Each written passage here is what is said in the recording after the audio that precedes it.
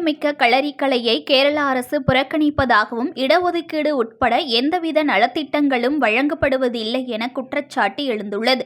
திருவனந்தபுரம் தலைமைச் செயலகம் முன்பு சாலையில் களரி விளையாடி எதிர்ப்பை தெரிவித்து களரி கலை சங்கத்தினர் பேரணியாக சென்றனர்.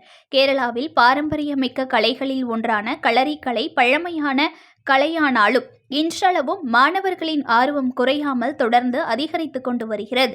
இதேபோல் கேரளா மாநிலத்தில் விளையாட்டுத் துறையில் களரிக்கலை 36 ஆண்டுகளாக பதிவு பெற்று விளையாட்டுகள் நடைபெற்று வந்தாலும் தற்போது களரிக்கலையை கேரள அரசு புறக்கணிப்பதாக களரிக்கலை விளையாட்டாளர்கள் மத்தியில் குற்றச்சாட்டு எழுந்துள்ளது.